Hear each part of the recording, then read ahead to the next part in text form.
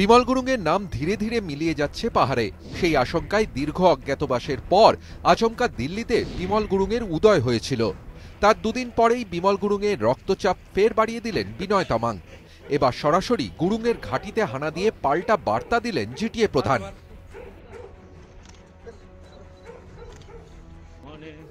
এদিন বিনয় তামাংকে ঘিরে স্থানীয় বাসিন্দাদের মধ্যে উচ্ছ্বাস ছিল চূড়ান্ত। সর্বত্রই তাকে খাদা পরিয়ে সম্মান জানানো হয়। জামুনিতে সভা করেন জিটিএ প্রধান। এলাকায় রাস্তা ও পানীয় জলের সমস্যা মেটানোর আশ্বাস দেন তিনি। বিমल गुरु को दिखाने के लिए नहीं आया है। कई जगह पे चीफ एग्जीक्यूटिव जीटीए होने नाते भी यहाँ पे डेवलपमेंट नहीं हुआ था किसी कारण से। यहाँ जहाँ रोड का कंडीशन अच्छा नहीं है, तो मैंने पहले बार शिंगला का रोड जो पहले ये जोरथांग दार्जिलिंग का रोड था, तो फर्स्ट फेज में हम लोग ने काम शुरू किया है वो। और साथ ही साथ कई वर्षों से शिंगला में जो पानी का प्रॉब्लम था उनका भी हम लोग ने पास किया था।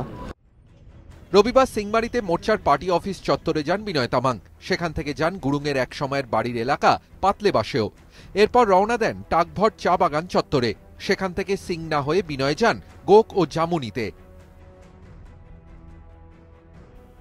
আদালতের আস্থা বাড়াতে প্রকাশ্যে এসে সুর নরম করে বার্তা দিয়েছেন বিমল, কিন্তু তার ডেরার বাসিন্দারাই আস্থা দেখালেন বিনয় তামাংয়ের ওপর।